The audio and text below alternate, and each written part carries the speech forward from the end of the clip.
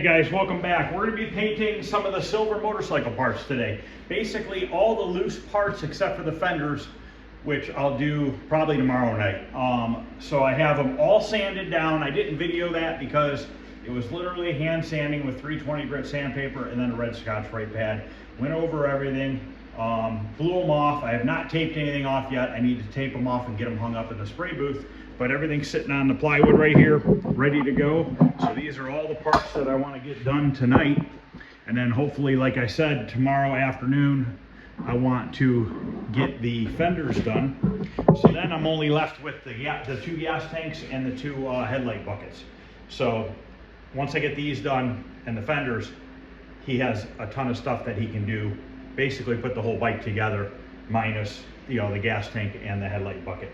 So I'm going to go ahead and get this stuff taped off, hung in the spray booth, and then I'll come back and I'm going to show you all the stuff I'm going to use to paint these parts, what color silver I'm going to use, and the clear and everything. So I'll be back shortly. Well, just be a second for you guys, but it'll be a little bit for me. Okay, all the parts are in the spray booth, cleaned off. They're warming up right now. It's 62 degrees in there. The epoxy primer is just about mixed up. This is by Speedy Coat. It's a direct to metal epoxy primer slash sealer. We're using it as a sealer tonight. We're going to put 20% reducer in it to thin it out. And the reason why I like putting this down, especially when you're painting silver, is if you don't put something underneath silver and you have any sort of sanding scratches in your primer, it's going to show in the silver. The metal flake's going to sit in those sanding scratches and it's going to look funny. So this is the silver we're using. This is a Chrysler silver color from the late 80s to mid 90s. The paint code is CA1. It is a very, very fine silver metallic.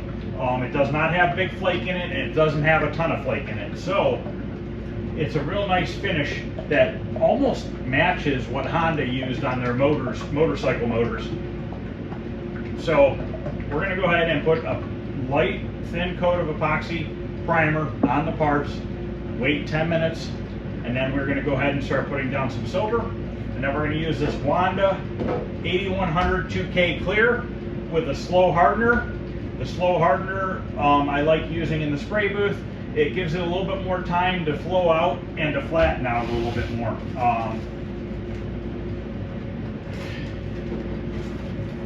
So this sealer gets mixed up. I'm reuse old paint sticks for stuff because it doesn't matter as long as the paint's dry on it. Don't use it for clear coat, but for sealer and stuff like that, you can use it. The sealer is a 4-to-1 mix, epoxy primer slash sealer. It's 4 parts epoxy primer, 1 part hardener, and then I'm going to put 20% reducer.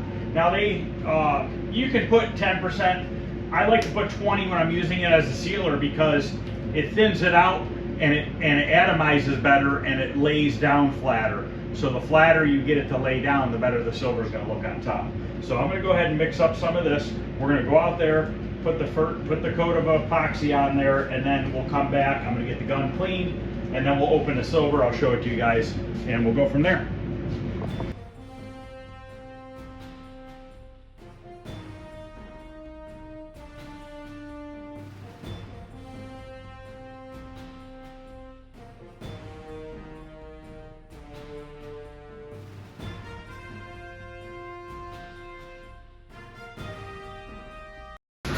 This is what the silver looks like.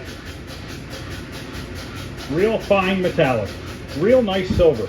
Like I would use that on a gas tank on an old car for underneath, because a lot of times when they send you a gas tank, they're bare metal.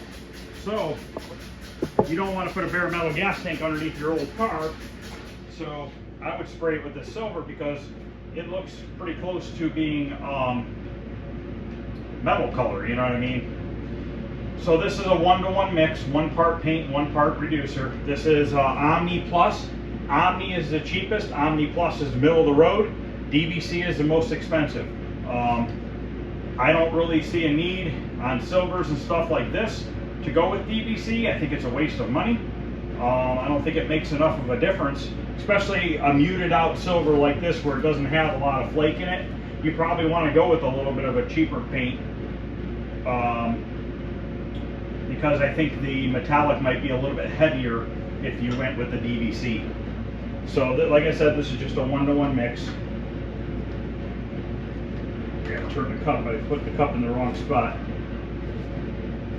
So I filled it to 300, I'm gonna take it up to 600, and we are gonna go start laying some silver on. Now this stuff's gonna dry pretty quick because I got the heat up to 80-some degrees out there right now. The parts are about 75 degrees. So by the time I get around all these parts, I'll probably be able to put the second coat on. We're gonna do probably 3 coats total. We're not gonna put it on real heavy. We're just gonna put it on light to medium. We're going for good coverage here and not a ton of build, because we don't want a ton of build on parts like this. They gotta get bolted together. And when you have a ton of clear and a ton of color and stuff on them, and you go to start bolting stuff together, you'll start cracking the paint and stuff like that. So you want to keep it a little bit thinner if you can. And I would suspect that this should cover pretty quick because we're going over that gray epoxy primer. So I'm going to go ahead and get this in the gun, and we're going to go out there and get the first coat of silver put on. Actually, probably the first 2 coats. Now we're going to give it a 10-minute dry, and then we're going to put the last coat on, and then get cleaned up, and then put the clear on. We'll probably just do 2 coats of clear depending on how it looks. If I don't like the way it looks after the second coat, we'll put a 3rd coat on, but I'm trying for 2 coats. So we'll see what happens.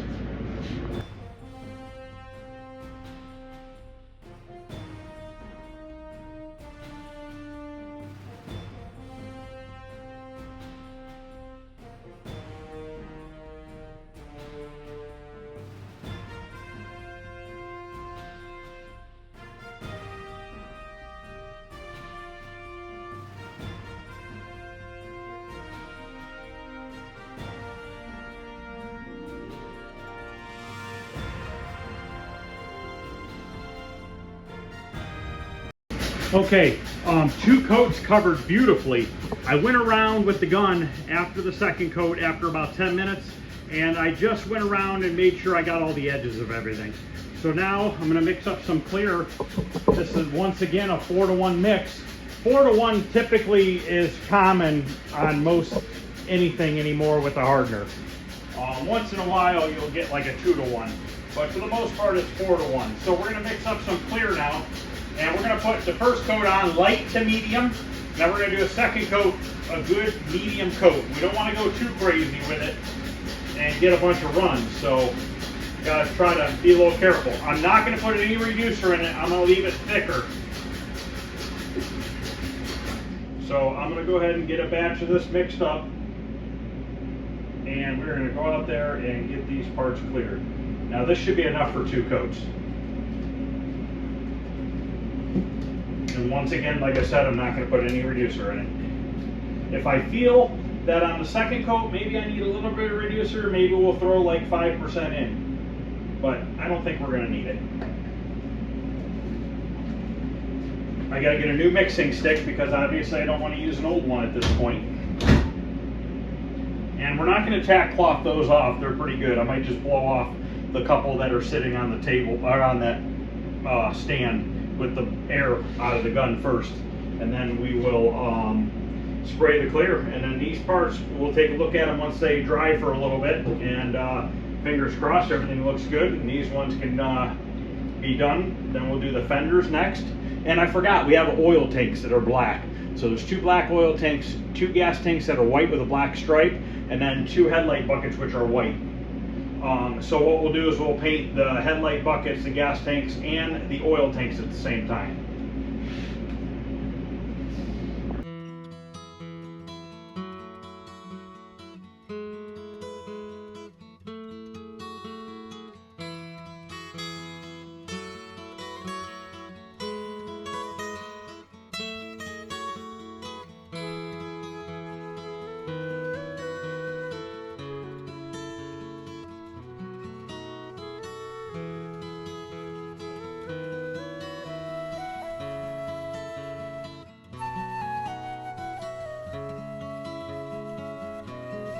Okay, they are done. They look really good. We're gonna go look at them. Just 2 coats of clear is all it needed. These parts are going to be, I'm actually going to take them with me tomorrow because I'm working at my buddy's shop again tomorrow. So I'm actually going to take these with me because this is almost to where this guy lives, and he's just going to meet me over at my buddy's shop to pick up these parts. So these will be out of here. Hopefully tomorrow night I can get the fenders done, depending on the weather and time and stuff like that. I'm shooting to get them done. That's my goal. That would be nice, but we'll see what happens. So let's go take a look at it, and then we're going to end this video. Wasn't a long video or anything like that. I didn't show any sanding. I mean, it was pointless. I sat there with 320 grit by hand and sanded all the parts down, and then I used a red Scotch-Brite pad and went over them all. And then I showed you what I use as far as products, as far as the epoxy primer and the using it as a sealer, and then the silver, which that CA1 number, I'm going to remember that number because that is a beautiful silver in my opinion. I don't like real heavy metal flake silver, and it's a pain in the butt to paint a lot of times. This stuff sprays nice. It doesn't get any mottling or blotchiness to it. So let's go take a look at it real quick.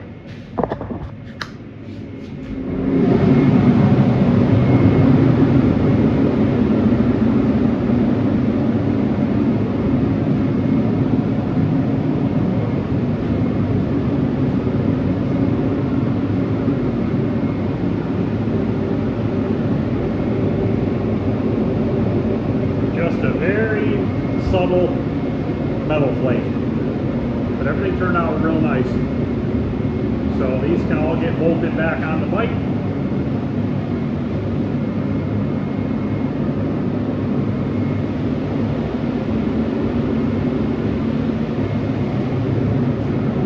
All right. Oh, and guys, the 59 Impala convertible that I did, that turquoise one, that is supposedly done at the interior shop. Okay, supposedly it's coming back here on Monday to do a final buffing and just a wipe down and clean up a little bit. So I'm going to be able to do a final video of the 59 Impala with the interior done, which is cool because I didn't know that I was going to get to do that.